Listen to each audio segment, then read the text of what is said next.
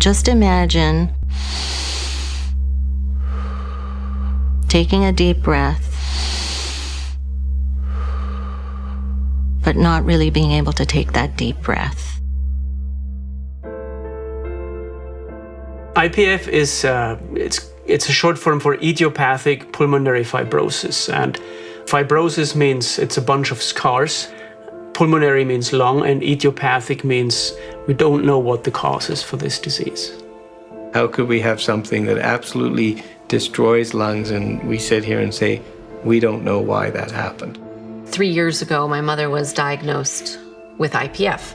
She had a lingering cough, and I continued to tell her, I think you need to get to the doctors. And she did, and they prescribed her antibiotics, saying it was just one of those coughs in the winter that is hard to get rid of. Patients will tell you about how it was 6 or 8 months that they often felt lost till they had the right connection and the right person diagnose their disease.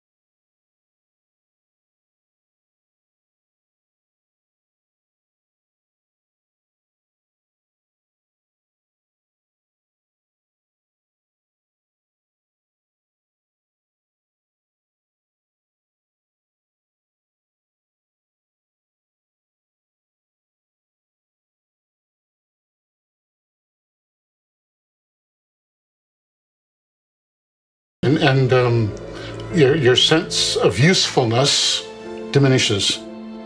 Eventually, it progresses to the point where people are short of breath just sitting. Their body won't be able to get enough oxygen, and most people will die from respiratory failure. And you inevitably know that these patients are going to get there. It's a matter of when. One of the things that we're studying and researching is how can we predict which way a patient's going to go so that we can tailor their treatment appropriately. The reality is that people, in spite of any treatment that we have today, do deteriorate, and that the mortality from idiopathic pulmonary fibrosis is still very high. Some days I think it's many, many years to go. And other days I think, oh, this is too exhausting, too tiring, and not an awful lot of fun. It's not a disease that many people know about, and we need to create awareness. We need to have more discussion. When you have a rare disease like that, you have a real problem in that there isn't enough attention directed to it, not enough sort of impetus put behind solving the problem. It's out there. It's not just 10, 12 people in Canada who have it. It's much more significant than that.